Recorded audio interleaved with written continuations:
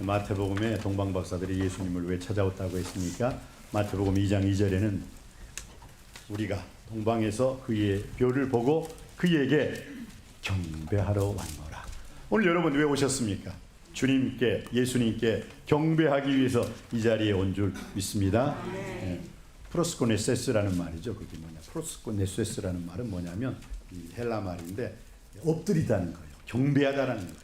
오늘 이 예배 시간 주님 앞에 바짝 엎드려서 주님이 주시는 말씀을 통해 은혜 받으시고 능력 받으시고 축복받는 시간 될 줄 믿습니다.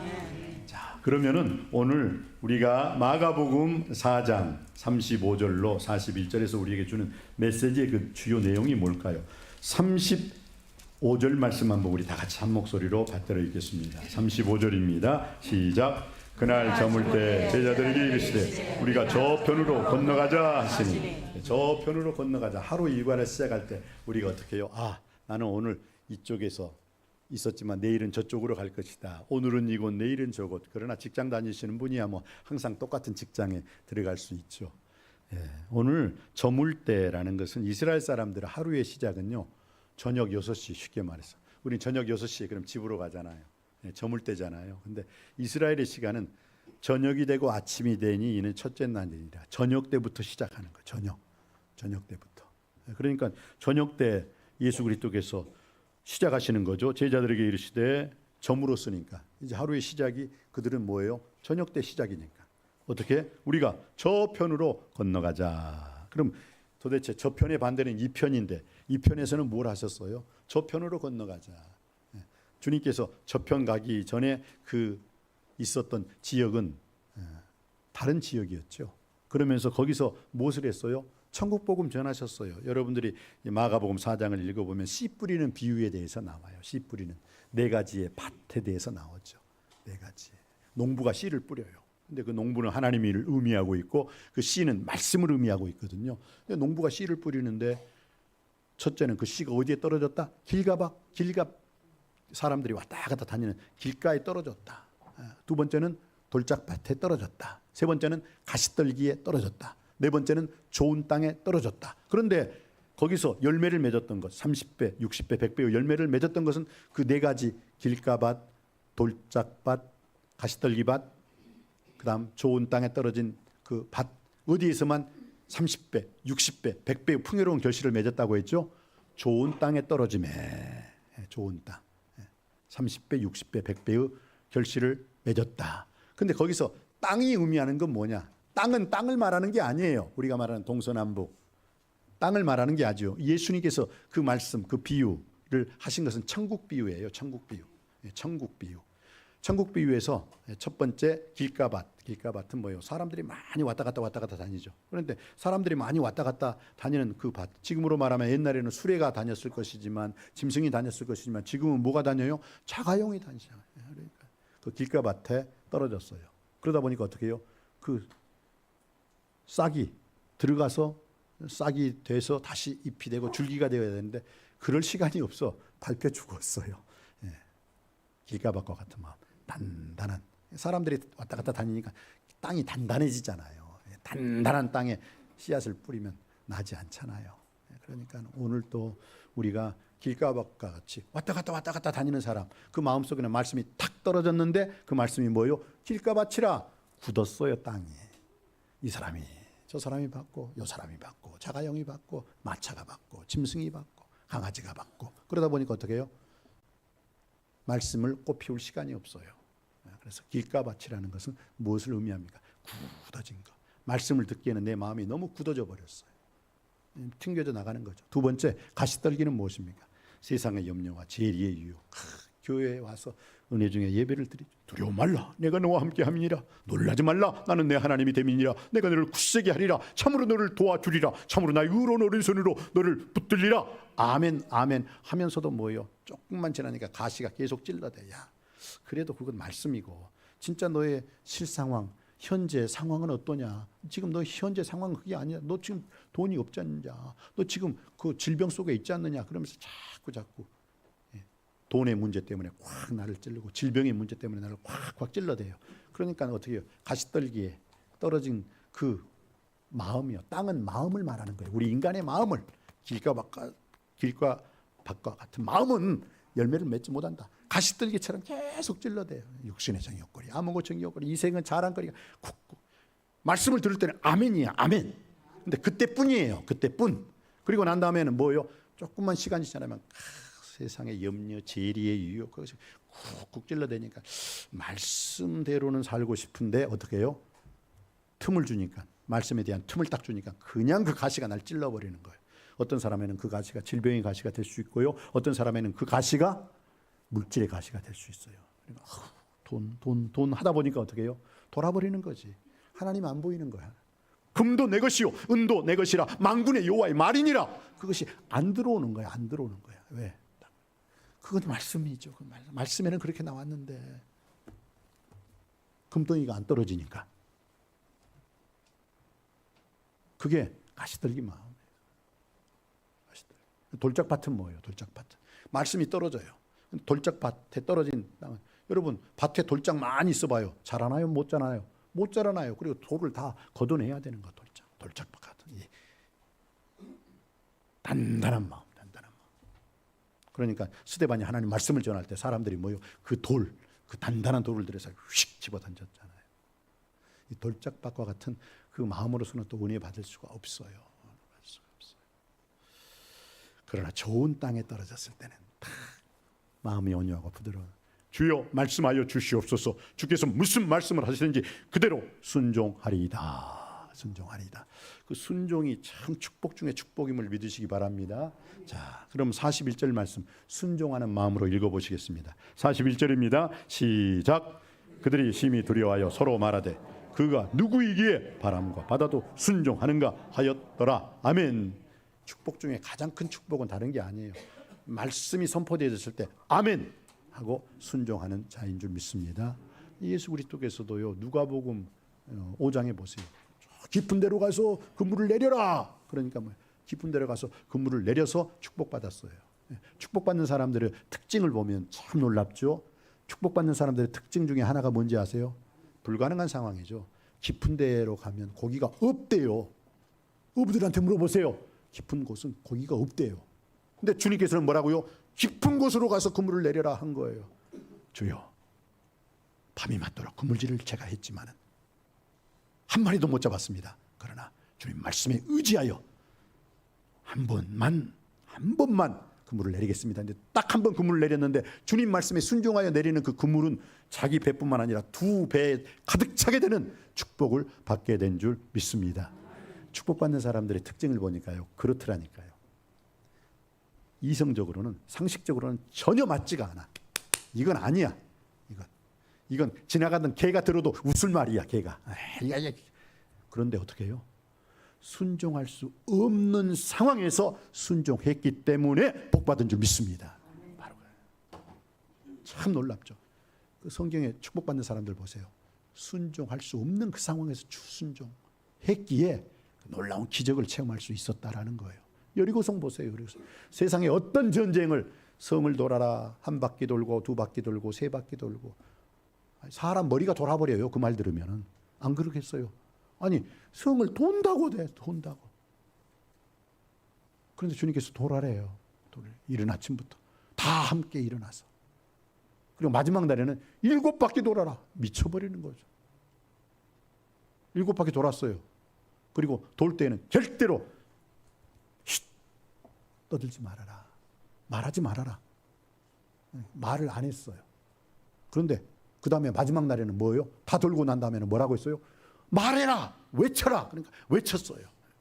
여러분, 정말 축복받는 비결은요, 내가 말하지 않을 때는 말을 하지 말아야 돼요.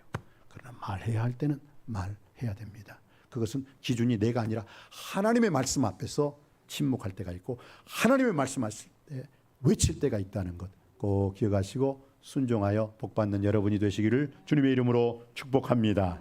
축복합니다.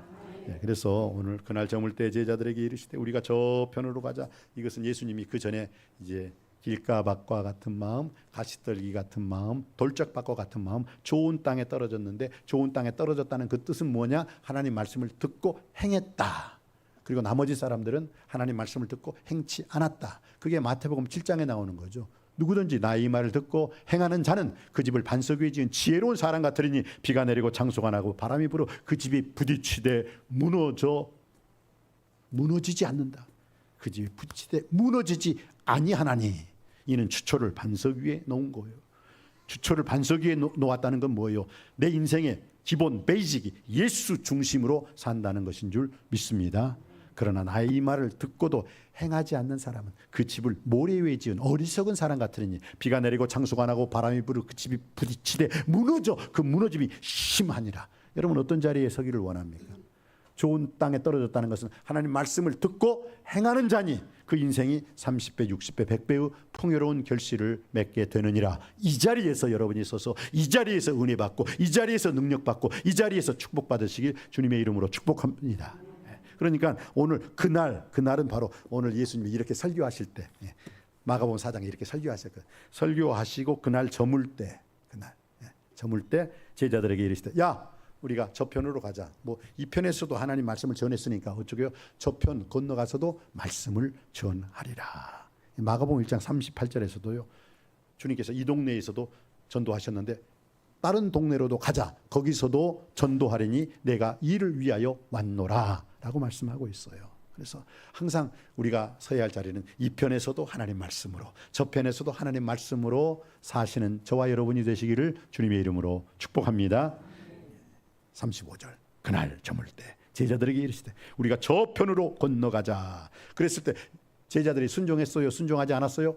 순종했다는 거예요. 36절 말씀 볼까요? 36절 말씀 읽어보시겠습니다. 시작. 그들이 무리를 떠나 예수를 배에 계신 그대로 모시고 가매 다른 배들도 함께 가더니 자 예수를 배에 모시고 갔다고 했어요? 안 갔다고 했어요? 가매. 그러니까 건너가자 했는데 제자들이 예수님을 모시고 건너갔다 안 갔다? 건너갔다라는 거예요. 이게 중요한 거죠. 예수님이 건너가자 하니까 제자들은 아유 안 돼요 예수님 지금 건너가기 싫어요가 아니라 예수님이 건너가자 했을 때 제자들은 어떻게 했습니까? 건너갔다라는 거예요. 순종했다라는 거예요. 순종에 놀라운 큰 은혜가 있을 줄 믿습니다. 그런데 여기서 아이러니한 일이 있어요. 딱 순종해서 딱 건너갔네요 정말. 그러면 뭐예요? 축복이 쏟아져야 되는데 이거 축복이 쏟아진 게 아니라 뭐가 풍랑이 쏟아져 버리고 있네. 자 37절 말씀입니다. 37절 시작. 큰 광풍이 일어나며 물결이 배에 부딪혀 들어와 배에 가득하게 되었더라 하면서 여기에서 이제 우리 그리스도인들의 아이러니가 아니 주님 순종 안 한 자에게 주님께서 책망하고 꾸짖고 순종 안 한 자에게 벌 받는 건 당연한 건데 순종했는데 가자고 해서 주님께서 가자고 말씀하셨을 때 갔었고 순종했는데 풍랑이 웬 풍랑입니까? 여기에 이제 우리 문제가 있는 거예요. 자, 우리가 저편으로 건너가자. 건너갔어요. 예수님 모시고 갔어요. 근데 큰 광풍도 아니라 어떤 광풍이요? 큰 광풍이 이미지 메이킹 해보세요. 죽으라고 순종해가지고 할렐루야 이제 복받는 일만 남았네 하고 딱 보니까 광풍이 탕 때려버리는 거예요. 이성을 잃어요. 여러분 저는 그 전에 그 강원도에서 아주 세찬 그 바람 있죠. 바람. 그 동네 사람들이 저 파도 칠 때는 가지 마세요 한데 또 제가 그때는 힘이 있었거든요. 힘이 셌거든요. 그래서 이거 저까지 파도가 나 좀 친다고 딱 갔는데 진짜 한번 파도를 맞아본 적이 있어요. 처음에는 천천히 오더라고요. 그래서 아이고 별것도 아닌가 보다 하는데 제가 어느 순간 방심할 때 파도가 좀 셌어요.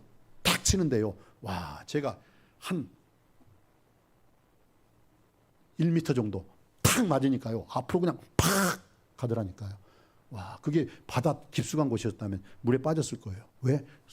수영을 못하니까. 수영 아직까지도 수영을 못해. 남자가 되어가지고. 근데 큰 광풍이라는 건 그냥 광풍이지만 허리케인이죠. 큰 광풍이에요. 그러니까 물결이 배에 부딪혀 들어와 배에 가득하게 되었더라. 여러분 배는 물 위에 뜹니다. 그런데 그 배가 가라앉는 순간이 있어요. 언제? 뱃속에 물이 가득 찼을 때는 가라앉아 버려요. 오늘 보세요. 큰 광풍이 일어나면 물결이 배에 부딪혀 들어와 배 안에 가득하게 되었더라. 어떻게 된다는 거예요? 가라앉는다는 거죠. 가라앉는다는 거. 그럼 어떻게 해요? 죽어요. 배가 가라앉아서 죽었던 그 사람들 중에서 우리가 영화 있죠. 이렇게 남자가 뒤에서 딱 앉고 여자가 뭐 이렇게 하는 거 있죠. 예, 예? 그게 타이타닉. 그거 보세요. 타이타닉 왜 가라앉았어요? 배에 물이 차니까 가라앉는 거예요. 여러분 여기서 영적으로 한번 깊이 생각해 볼까요? 바다는 세상이에요. 그래서 고해라. 인생은 고해라. 슬픈 바다라 라는 말이 있죠. 근데 그 고해일지라도 그 바다 벌어보지 않고 그 나천일이라는 인생의 배에 주님만 바라봅니다. 말씀 중심, 예수 중심, 성령 중심으로 살면 저는 그 바다 위에 유유자적하게 항해를 할 수 있는 줄 믿습니다. 그런데 문제는 그 나천일이라는 그 배에 육신의 청역거리, 안목의 청역거리, 이성의 자랑거리 그런 그 세상에 물결이 확 들어오면 주님을 잊어버리면, 주님을 버리면, 주님을 떠나면 어떻게 돼요? 저는 가라앉는 거예요. 가라앉는 거예요. 여러분 어떻습니까? 배는 물 위에 뜹니다. 그러나 그 배 물이 가득 차면 가라앉습니다. 세상이라는 이 고해, 이 바다에 여러분의 인생배를 띄웠는데 지금 여러분은 어떻습니까? 말씀 중심, 기도 중심, 성령 중심으로 살아갑니까? 유유자적하게 이 세찬 파도를 할렐루야 하면서 순풍에 돛단 듯 살아가고 있습니까? 아니면은 여러분의 그 인생의 배 세상의 정욕거리, 안목거리 모든 것이 가득 참으로 점점점 가라앉고 있지는 않는지요. 깊이 생각해 봐야 되고 오늘 주신 말씀을 통해서 예수님이 건너가자 예수님과 함께하는 그 배였을지라도 오늘 성경은 뭐라고요? 그 배에 물이 가득 차게 되었다라고 말을 합니다. 여기까지입니다. 여기까지 우리가 생각해 봤을 때는 좀 이상하다. 어떻게 예수님과 함께 하고 있는데도 불구하고 풍랑, 그것도 큰 풍랑이 일어날 수 있고 그 풍랑으로 인해서 예수님이 계신데도 불구하고 그 배에 물이 차게 되었는가. 그런데 오늘 본문에 대해서는 결국은 그래서 제자들과 예수님은 죽고 말았다. 끝난 거예요? 아니에요. 그러면 오늘 우리가 여기서 한번 깊이 생각해 볼 말씀은 뭐예요? 우리가 하나님 말씀대로 사는데도 불구하고 하나님 말씀에 순종할 때도 있지만은 그 순종하는 순간에도 풍랑은 일어날 수 있다 없다? 풍랑은 온다는 거예요. 이것을 생각하라는 거예요. 우리 남서교회가 하나님의 선하신 기뻐하신 온전하신 뜻에 순종했어요. 그러니까 하나님 복 주세요. 왜? 말씀에 순종했잖아요. 그런데도 불구하고 어느 순간에는 풍랑이 큰 풍랑이 남서교회를 때려버릴 때가 있어요. 그것은 주님이 원수마귀 사탄보다 약해서가 아니에요. 거기에는 분명한 하나님의 선하시고 기뻐하시고 온전하신 뭔가 교훈을 가르쳐 주기 위한 깊은 하나님의 섭리와 경륜하심이 있음을 믿으시기 바랍니다. 혹시 여러분들도 지금 이런 상황에 있지 않아요? 하나님 제가요 이전보다도 더 말씀, 기도, 찬양, 예배 생활, 11조 생활도 잘하고 어떤 지금 제 인생의 삶 속에서 이처럼 신앙생활, 믿음생활 잘하고 있는데 근데 일은 자꾸 꼬이네요. 자꾸 엎어져요. 넘어져요. 쓰러져요. 자빠져요. 하나님 이건 아니잖아요. 이건 아니잖아요. 하나님 했을 때 하나님께서 그 속에 분명한 하나님의 섭리와 경륜하심이 숨어 있다는 것 다시 한번 기억하시면서 오늘 본문에 집중하시기 바랍니다. 자, 그러면은 오늘 예수님께서 이 갈릴리 바다에 그 풍랑을 허락해 주신 이유는 뭐냐? 다른 게 아니에요. 예수님께서 제자들에게 깨우쳐 알게 해주고 싶은 게 있었어요. What am I? 내가 누군지 아니? 너희들 지금 내가 누군지 모르지?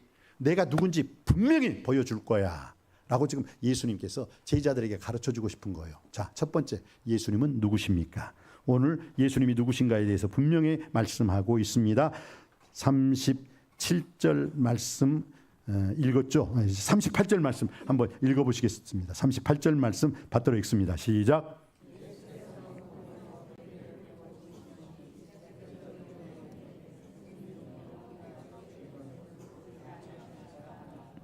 우리가 죽게 된 것을 돌보지 않습니까?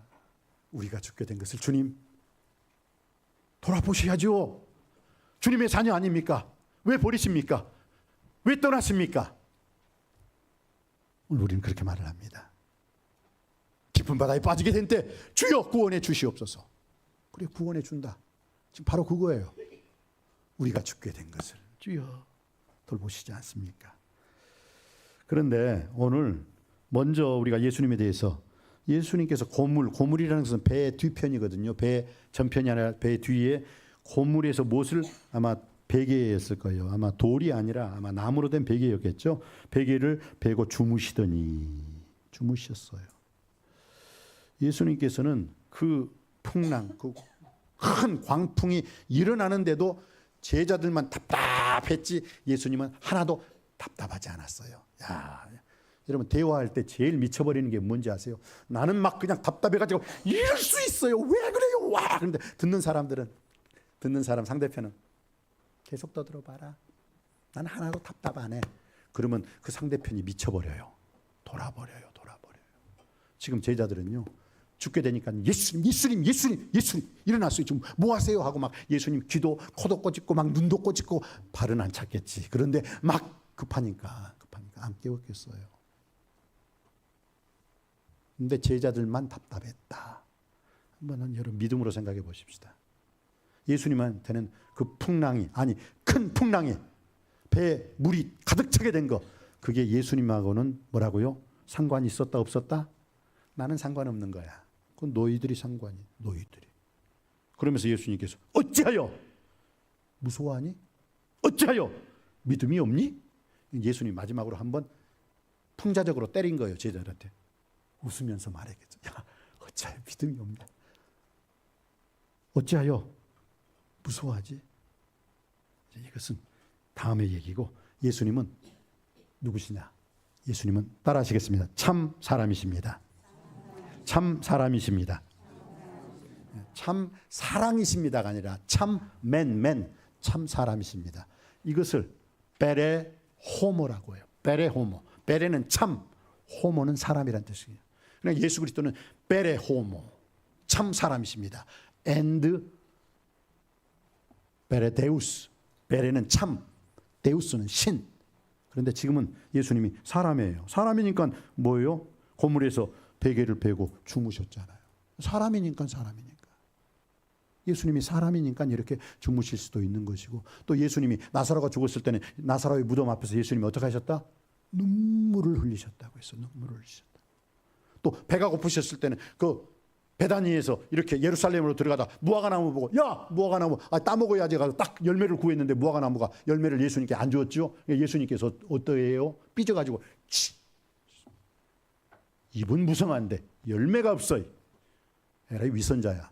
딱 한마디 하니까 무화과나무가 그 다음날 보니까 쫙 말라 삐뚤어 죽어버렸대요. 예수님은 누구신가? 사람이세요. 사람이시기 때문에 배고프셨고요. 사람이셨기 때문에 눈물도 흘리셨어요. 사람이셨기 때문에 욕도 했다. 큰 소리도 치고. 사람이기 때문에. Because I am human. Because I am human. 사람이기 때문에, 인간이기 때문에. 왜? 인간은 나약하니까, 인간은 연약하니까. 그런데 주님께서는 오늘 인간이지만 완전한 인간으로 이 세상에 오셨습니다. 그렇기 때문에 자기가 시험을 당해 고난을 당하셨은즉, 인간으로 자기가 시험을 당해 고난 당하셨은즉 시험 받는 모든 인간을 구원해 주실 수 있는 능력의 주님이 되신 줄 믿습니다. 왜? 사람이셨기 때문에. 그래서 예수님이 사람으로서 하신 말씀이 있죠. 여우도 굴이 있고 공중의 새도 깃들이 곳이 있는데 인자는, 나 예수는 머리 둘 곳이 없느니라. 그 말은 그렇게 바쁘게 사셨다는 거예요. 바쁘게. 이른 아침부터 저녁 늦게까지, from early morning till night, 저녁 늦게까지 주님께서는 뭐요? 복음을 전하고, 하늘나라의 때가 찼고 하나님의 나라가 가까워서 회개하고 복음을 믿으라. 하나님 나라를 위해서 예수님은 그렇게, 그러니까 얼마나 피곤하셨어요. 그래서 어떻게 해요? 주무셨다는 말이에요. 주무셨다.